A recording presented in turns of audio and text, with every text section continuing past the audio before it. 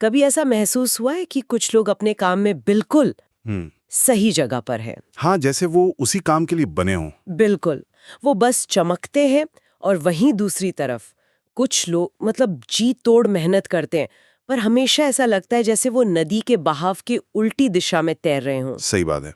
और हम अक्सर इसे किस्मत कह देते हैं, या सही मौका, या राइट प्लेस राइट टाइम का खेल मान लेते हैं। लेकिन क्या हुआ अगर इसका कोई गहरा पैटर्न हो? यही सवाल आज की हमारी चर्चा के केंद्र में है। हमारे पास एस.एन. पांडे के कुछ बहुत दिलचस्प नोट्स हैं। शीर्षक है नक्षत्र और नियति। हम्म। और ये नोट्स एक बहुत ही मतलब एक अलग नजरिया पेश करते हैं। इनके मुताबिक हमारे करियर की सफलता या संघर्ष का राज शायद हमारी किस्मत से ज्यादा हमारे जन्म नक्षत्र में छिपा हो। अच्छा। तो आज हम यही समझने की कोशिश करेंगे कि क्या सच में हमारे जन्म के सितारे हमें ये बता सकते हैं कि हमारे अंदर कौन सा टैलेंट छिपा है, या हमें कौन सा करियर चुनना चाहिए। चलिए इस दिलचस्प विषय की गहराई में उतरते हैं। इससे पहले कि हम आगे बढ़ें, एक चीज साफ कर लेते हैं।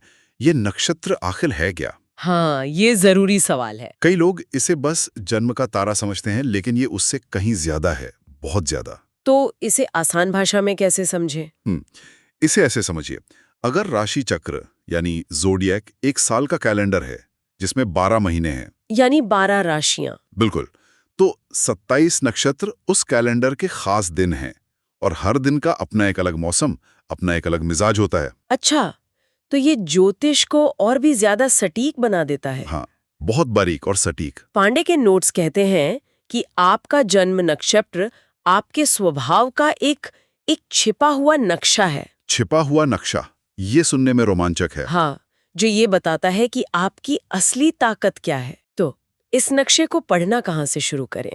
नोट्स में इन नक्षत्रों को 4 तत्वों में बांटा गया है। अग्नि, पृथ्वी, वायु और जल। क्या ये हमारे करियर की बुनियाद है? बिल्कुल, ये पहला और सबसे जरूरी कदम है। देखिए, ये 4 तत्व हमारे सबसे बुनियादी ऊर्जा को दिखाते हैं। जैसे अग्नि तत्व, इसमें कृतिका और उत्तरा भाल्गुनी जैसे नक्षत्र आते हैं। अग्नि, जैसा नाम से ही जाहिर है। हाँ, इस तत्व के लोगों में एक आग होती है, ऊर्जा, हिम्मत और आगे बढ़ने की चाह। ये पैदाइशी लीडर होते हैं। लीडर? जैसे आप इन्हें किसी टीम को संभालते हुए देखेंगे, कोई नया प्रोजेक्ट शुरू करते हुए, या फिर सेना में नेतृत्व करते हुए? ठीक है, तो अग्नि तत्व वाले लोग लीडर बन गए। लेकिन उन लोगों का क्या जो टीम में रह के काम करना पसंद करते हैं, या जिन्हें जिन्हें स्थिरता ज्यादा पसंद है? हाँ, उनके लिए है पृथ्वी तत्व। इसमें रोहिणी और हस्त जैसे नक्षत्र आते हैं। पृथ्वी तत्व, पृथ्वी का मतलब ही है स्थिरता, धीरज, व्यावहारिकता। ये लोग हवा में किले नहीं बनाते, ये जमीन पर रहकर काम करते हैं। अच्छा। लंबी अवधि की योजनाएं बनाना, किसी प्रोजेक्ट को धीरे धीरे मजबूती से खड़ा करना, जैसे खेती, कंस्ट्रक्शन या फाइनेंस मैनेजमेंट, ये इनके क्षेत्र हैं। ये वो लोग हैं जो किसी भी कंपनी की नींव होते हैं। और वायु तत्व, मुझे लगता है इसका संबंध विचारों से होगा। एकदम सही पकड़ा। वायु तत्व यानी बुद्धि, संवाद और विचार। मृगशिरा और चित्रा जैसे नक्षत्र इसके उदाहरण हैं। मल्टीटास्किंग वाले लोग। हाँ, मल्टीटास्किंग के मास्टर होते हैं ये लोग। इनका दिमाग एक साथ कई दिशाओं में दौड़ता है। ये लोग टेक्नोलॉजी, मीडिया, मार्केटिंग, मतलब किसी भी ऐसे काम में कमाल करते हैं जहां नए आइडियाज और तेज कम्युनिकेशन की जरूरत हो। और आखिर में जल तत्व, इसका संबंध तो भावनाओं से ही होना चाहिए। हाँ बिल्कुल, जल तत्व का मतलब है भावनाएं, अंतर्ज्ञान, इंट्यूशन और देखभाल। आर्द्रा और आश्लेषा जैसे नक्षत्र उसमें आते हैं। तो ये लोग दूसरों की भावनाओं को ज्यादा समझते हैं। बहुत गहराई से महसूस कर सकते हैं। ये कमाल के डॉक्टर, हीलर, काउंसलर या आर्टिस्ट बनते हैं।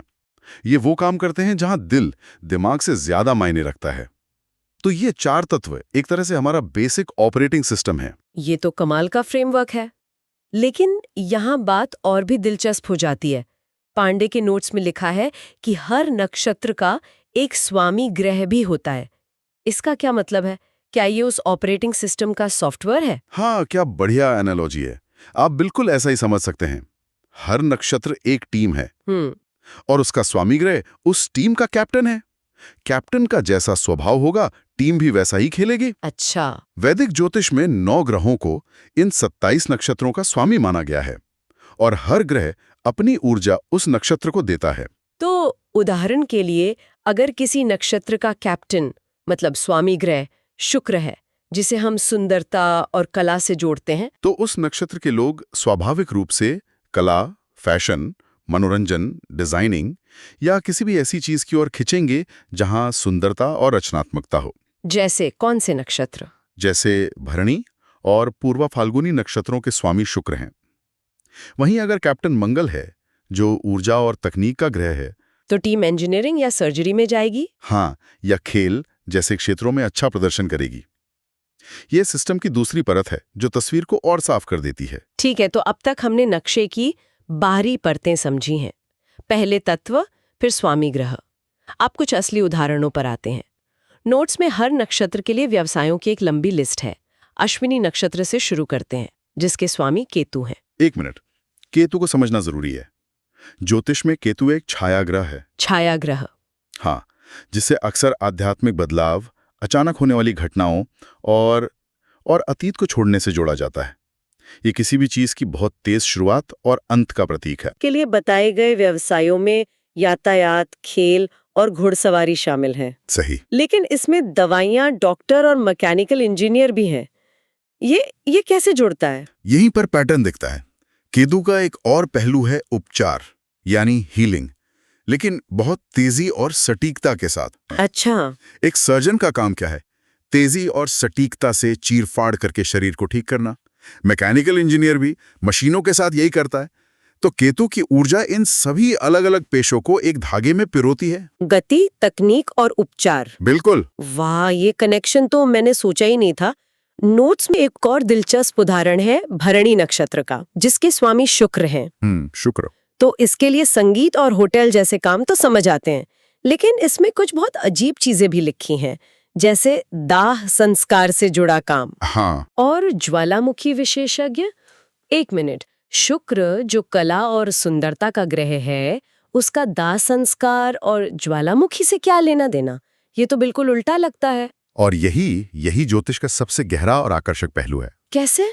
हम शुक्र को सिर्फ बाहरी सुंदरता, पार्टियों और ग्लैमर से जोड़कर देखते हैं, है ना? लेकिन असल में शुक्र की ऊर्जा जीवन के सबसे बड़े बदलाव, मृत्यु और पुनर्जन्म से भी जुड़ी है। अच्छा। भरणी नक्षत्र का संबंध यम यानी मृत्यु के देवता से है। तो यहाँ शुक्र की ऊर्जा जीवन के एक चरम से दूसरे चरम तक जाती है, जन्म की सुंदरता से लेकर मृत्यु के सत्य तक। और ज्वालामुखी? ज्वालामुखी क्या है? वो भी तो धरती के अंदर से एक हिंसक लेकिन रचनात्मक ऊर्जा का विस्फोट है। वो पुरानी सतह को नष्ट करके नई जमीन बनाता है। यह सतह के नीचे छिपे हुए सत्य को दिखाता है। ये तो सच में बहुत गहरा है। मतलब ज्योतिष सिर्फ अच्छा नहीं बताता, जीवन के कठोर सत्यों की भी बात करता है। सही। मैं आर्द्रा नक्षत्र के बारे में पढ़ रही थी, जिसके स्वामी राहु हैं। अच्छा, राहु केतु का दूसरा साथी। अगर केतु अतीत और अध्यात्म है, तो राहु भविष्य है, भौतिक इच्छाएं हैं, टेक्नोलॉजी और हर वो चीज जो विदेशी या अपरंपरागत हो। राहु भ्रम का भी कारक है ना? हाँ, बिल्कुल। शायद इसीलिए आर्द्रा के तहत कंप्यूटर इंजीनियर, गेमर, फोटोग्राफर और जासूस जैसे पेशे लिखे हैं। ये सब आज के डिजिटल युग से जुड़े हैं। कंप्यूटर और फोटोग्राफी एक तरह का भ्रम, एक इल्यूजन ही तो बनाते हैं। लेकिन इसमें एक जगह झूठ बोलने से जुड़ा काम भी लिखा है। क्या इसका मतलब यह है कि ज्योतिष कुछ लोगों को बेईमान होने की सलाह दे रहा है?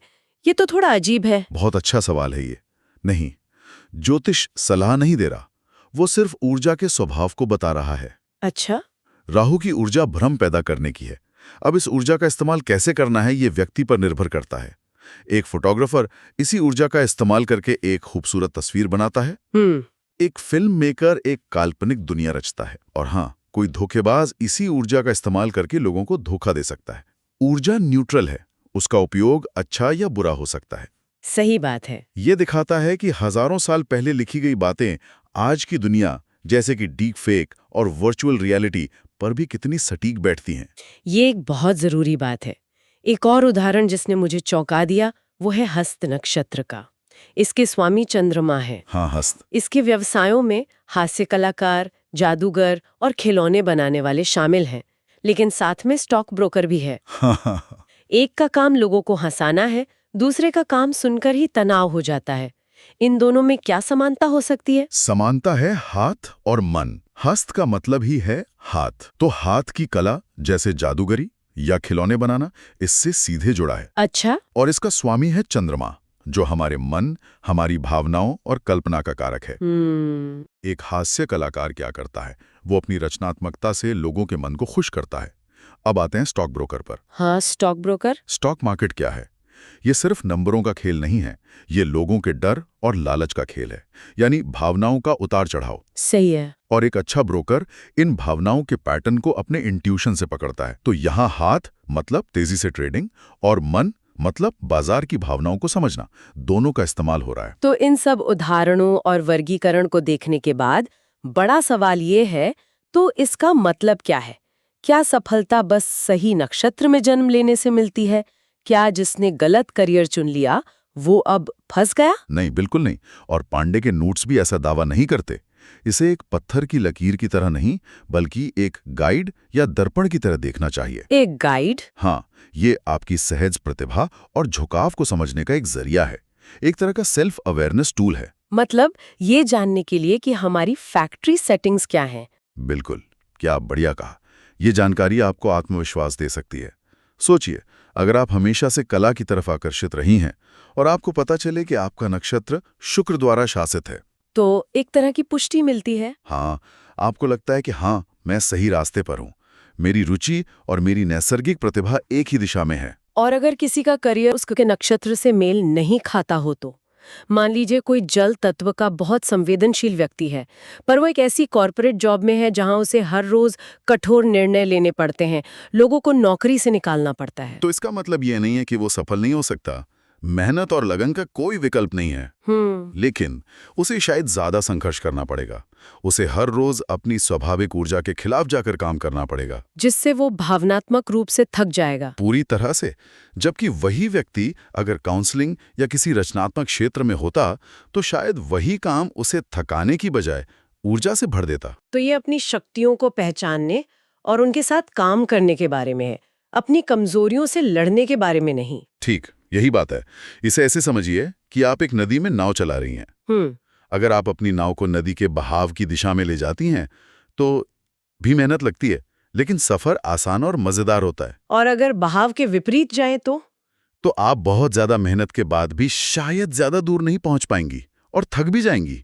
ये ज्योतिष आपको बस नदी के बहाव की दिशा बताता है। तो आज की चर्चा का सार ये है कि वैदिक ज्योतिष के अनुसार हमारा जन्म नक्षत्र हमारे करियर के लिए एक शक्तिशाली आईना हो सकता है। हाँ, एक आईना। ये कोई भविष्यवाणी नहीं है, बल्कि हमारी छिपी हुई ताकतों को पहचानने का एक नक्शा है, जो हमें उस दिशा में गाइड कर सकता है जहां हम स्वाभाविक रूप से बेहतर कर सकते हैं। हाँ, ये तत्वों की ऊर्जा से लेकर ग्रहों के प्रभाव तक एक जटिल लेकिन बहुत आकर्षक प्रणाली है, जो हमें खुद को बेहतर ढंग से समझने में मदद करती है। ये करियर काउंसलिंग का एक प्राचीन रूप है। हाँ, और बहुत व्यक्तिगत रूप है। ये तो सच है, सितारों पर आधारित करियर काउंसलिंग। और मैं श्रोताओं के लिए एक अंतिम विचार छोड़ना चाहूंगा। जरूर। यह जानना कि आपके सितारे आपके लिए कौन सा करियर सुझाते हैं एक बहुत शक्तिशाली जानकारी हो सकती है। ये आपको अपनी क्षमताओं को पहचानने में मदद कर सकता है। लेकिन यहाँ एक गहरा सवाल उठता है। वो क्या? क्या हमारी नियति पहले से लिखी हुई है या हम अपनी मेहनत और लगन से उसे खुद बनाते हैं? ज्योतिष आपको एक नक्शा दिखाता है, पर उस नक्शे पर दिए गए रास्ते पर चलना है या पगडंडियों से होकर अपनी मंजिल खुद बनानी है, ये चुनाव हमेशा हमारे ही होता है।